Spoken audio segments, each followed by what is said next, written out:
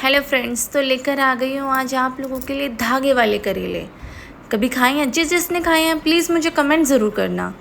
और हाँ, ये ऐसे करेले बनाती थी मेरी दादी और नानी, तो आज उन्हीं की रेसिपी मैं लेकर आई हूँ कुछ अपने स्टाइल में। तो करना क्या है कि 10 मिनट के लिए करेले को नमक के पानी में छोड़ देना, क्योंकि हमें जो करेले के ऊपर स्किन होती है, जैसे मैं कट कर रही हूँ ऐसे ये वाली स्किन भी हमें यूज़ करनी है।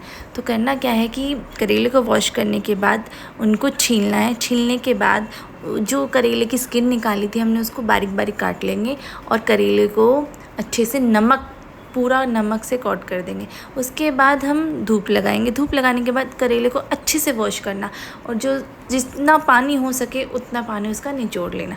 निचोड़ने के बाद आधे घंटे के लिए रख देना ताकि वो उसमें पानी ना रहे। उसके बाद उनको डीप फ्राई करेंगे। डीप फ्राई करने के बाद एक पैन लेंगे। एक पैन में हम डालेंगे ऑयल, हींग, सौंफ और कम से कम हम लेंगे 1 किलो प्याज। करेले भी हमने 1 किलो लिए थे और प्याज भी हम 1 किलो लेंगे। जब हल्की सी प्याज भुनने लगेगी तब हम उसमें डालेंगे नमक।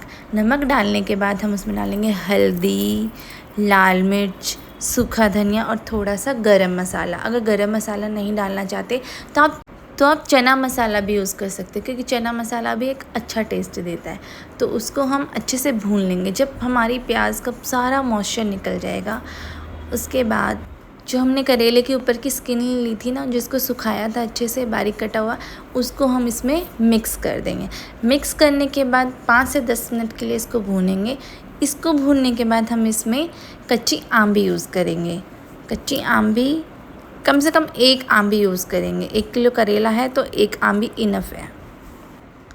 जब ये ठंडा हो जाएगा तो हम करेलों में इसकी स्टफिंग करेंगे। स्टफिंग के बाद हम इसको धागे से रैप कर देंगे अच्छे से। 3-4 रैप ठीक है।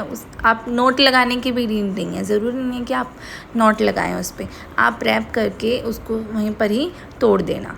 और जिसने भी मेरे चैनल को सब्सक्राइब नहीं किया है जल्दी से सब्सक्राइब करें और मुझे कमेंट में ये भी बताएं कि मैं नेक्स्ट रेसिपी क्या लेकर आऊँ। फिर हम एक पैन लेंगे। पैन लेने के बाद उसमें हल्का सा ऑयल डालेंगे।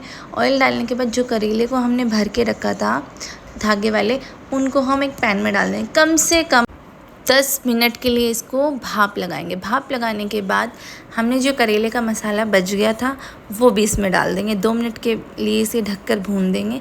भूनने के बाद हम तो करेले हो गए हैं रेडी। तो हाँ, मुझे तो ये या तो लेफ़्ट ओवर रोटी या लेफ़्ट ओवर पूरी हो गई, या मतलब कुछ इस टाइप की चीज़ें होती हैं जो उन्हीं के साथ अच्छा लगता है। मुझे गरम रोटी के साथ अच्छा लगता है। और हाँ, इसके साथ पराठों के साथ खाओगे तो और मज़ा आएगा। ओके, जिसको रेसिपी अच्छी लगी है चैनल को लाइक, शेयर एंड सब्सक्राइब ज़रूर करें और मुझे कमेंट में ज़रूर बताएं कि मैं नेक्स्ट वीडियो क्या लेकर आऊँ। ओके, मिलते हैं अगली वीडियो में। Bye bye.